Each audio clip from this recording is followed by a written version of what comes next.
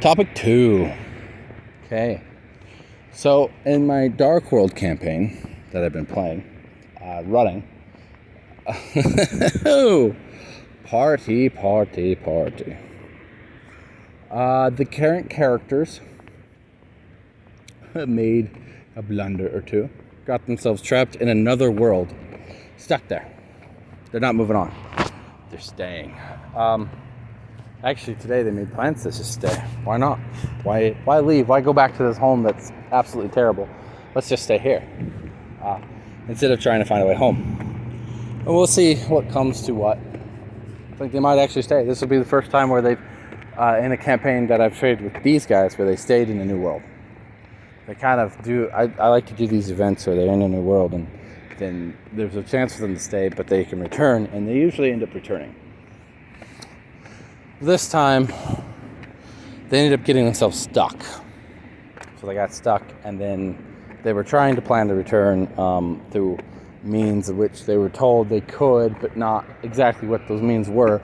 And just one of them's like, why do we stay? That all kind of covered in the game session. Anyways, the new world that they're in, and the campaign name wasn't going to change, it's still going to be Dark World, is the 5 Kingdoms.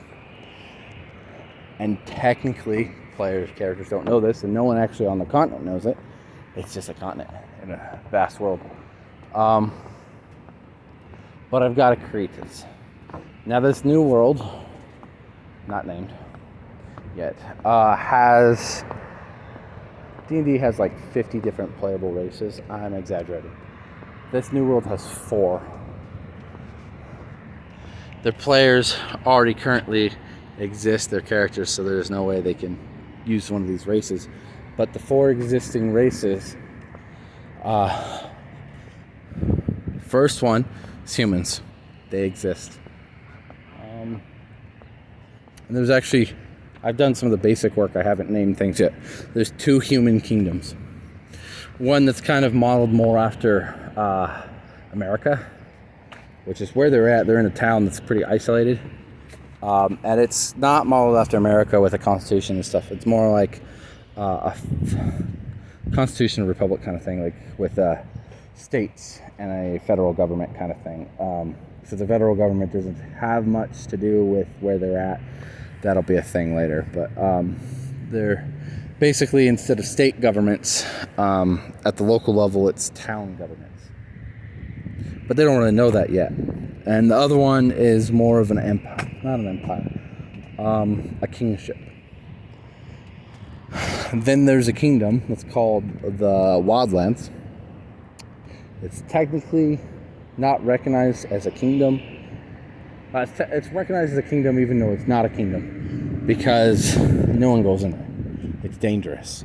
There's something in there that keeps civilized folk out. That's where the 4th race comes from, the hidden one. It's actually kobolds. Kobolds are extremely rare. You don't find them except for really in this wild kingdom. I've pretty much reached the end of the trail where I can go. So I'm going to start heading back down. No standing. That's weird.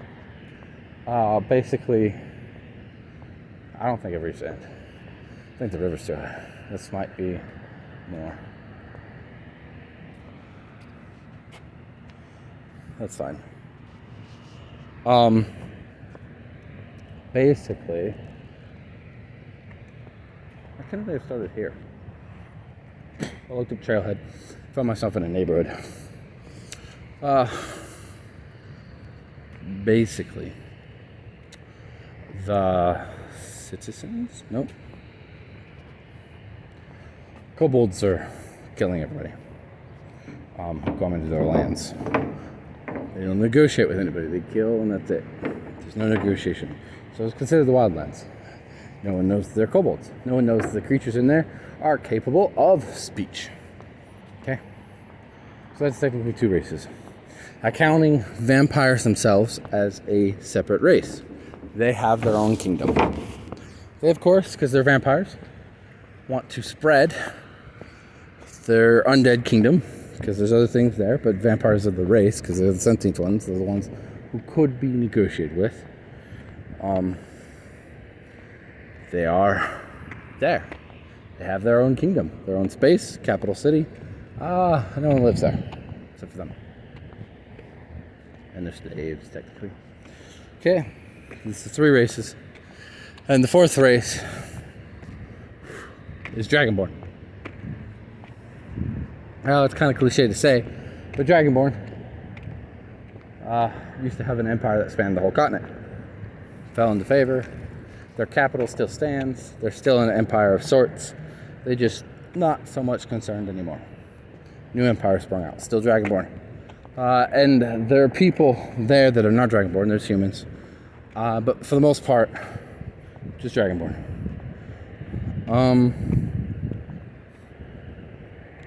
Now, the Dragonborn are not the Dragonborn of Dungeons & Dragons. They may look like them, but they're not. Because what they are is there's another important thing to the world, is that they're in the sky. If we're looking at the world, there'd be dragons overhead. If you were looking at the world. And that's true at all times, pretty much. There's just dragons everywhere. The Dragonborn are known as the Dragon Blessed. They look like dragons in humanoid form. And their native language is Draconic, just like dragons. But it's not...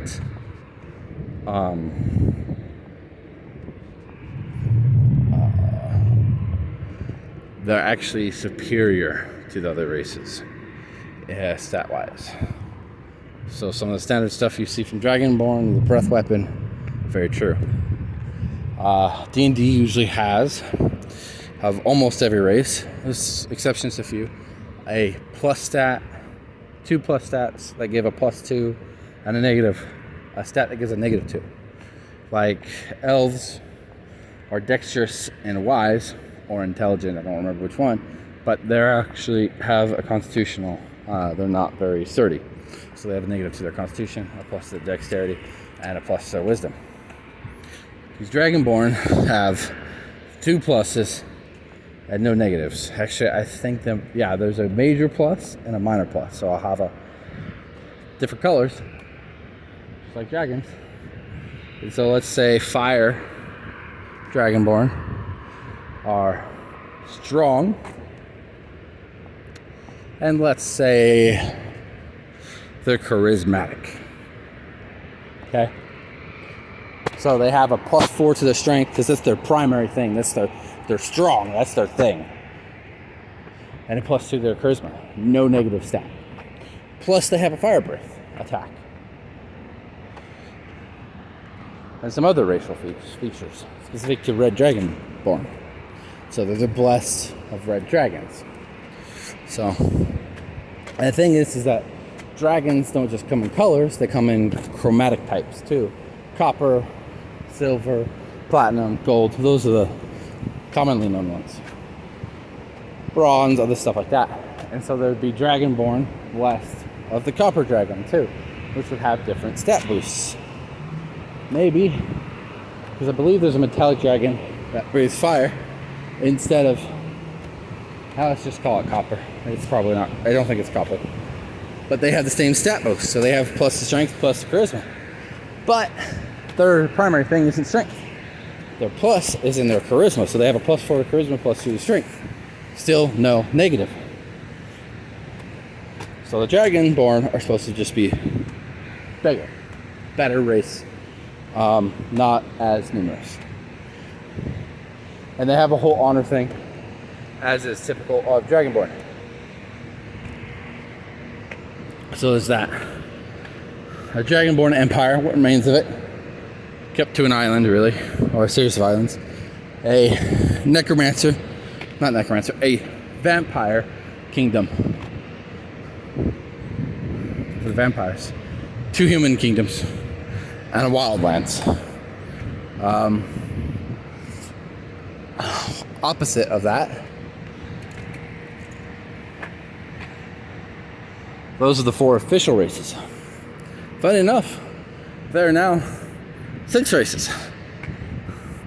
So the only people who know that are the party members and Paljor. Paljor is a halfling, so he could pass as a short human. And The players are kitsune. Humanoids who have a fox form and a human form and a hybrid form. Actually, base kitsune are human hybrids, human form and a hybrid form. They all sort the archetype, or the racial change that gives them the fox form as well. And then I have a halfling hanging around. Halfling is not part of the group. Halfling's all by itself. So technically, because I got 2 girls and 2 guys character-wise, and they are married. They got married this session. That means there could be rise a 4th rare, but still existing, or 5th rare but existing race in the world. And then the halfling, they're pretty much going to be one halfling. So it's not really a 6th race in the world. It's going to be interesting from here on out. Yeah. So that's that, and that was topic 2. So topic 3 are here we come. Decker out.